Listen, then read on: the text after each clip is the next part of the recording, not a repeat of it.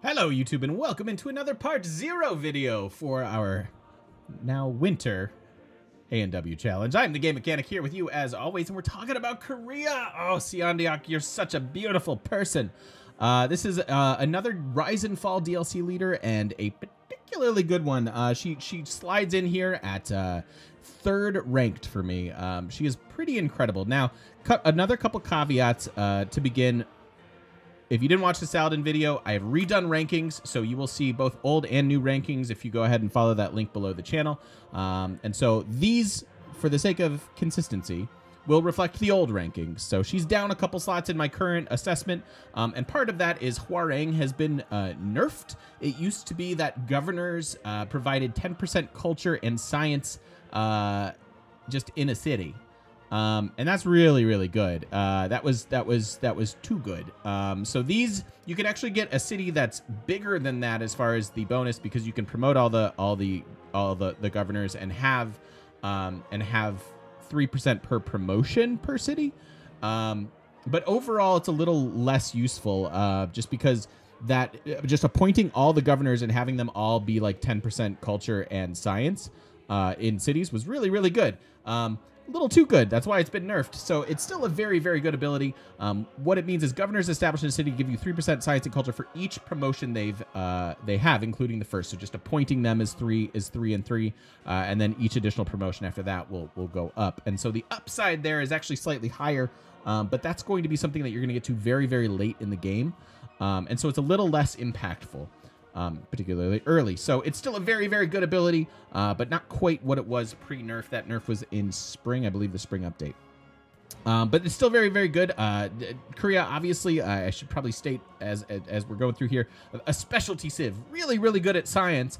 But because you're good at science, you're kind of good at other things. So she's good at culture too. Hwarang plays into that as well, and science is important for culture games as far as getting to computers and Eiffel Tower and things like that. So she can do a variety of things, but you really want to play her scientifically, and that is what we will see in the gameplay to come. So Hwarang, pretty darn good ability. 3 Kingdoms, it's not bad. It's more cute than it is great. But free science is always good. Free food is always good.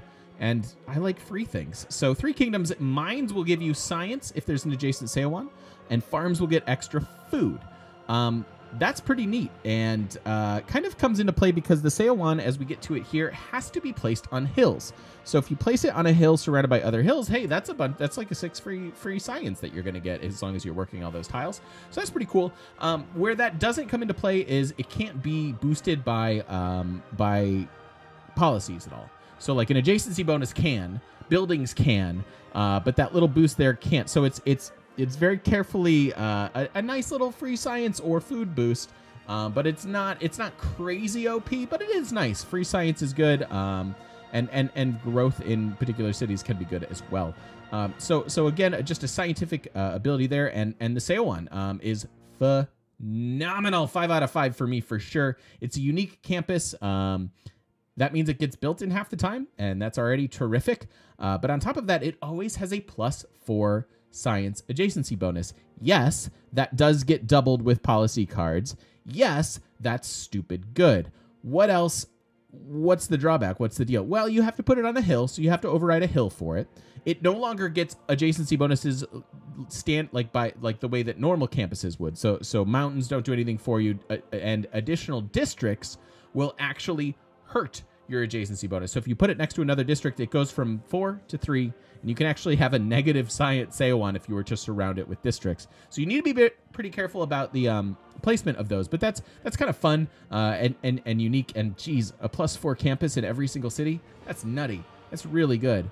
So that's really good. And it also, if you skip ahead and you're reading about the zebra before we're done with our book here,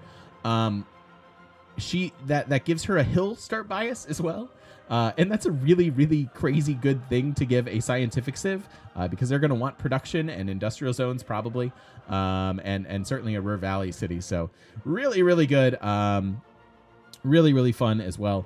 So Seowon's very, very cool district. And then the Hwacha. The Hwacha is actually a little bit better. This came up in my rankings a little bit. It's a little bit better than you think. The biggest part of it is it's actually available where muskets are. And that is a huge difference between where field cannons typically are. This is a replacement field cannon, and it has higher attack strength. Cannot move and attack in the same turn, but it is a bomb of a unit. If you can use them offensively or defensively. The fact that you can't move and shoot in the same turn makes it a little bit better on defense, but it's still very effective in both. And like I said, it is the same tech where you get muskets.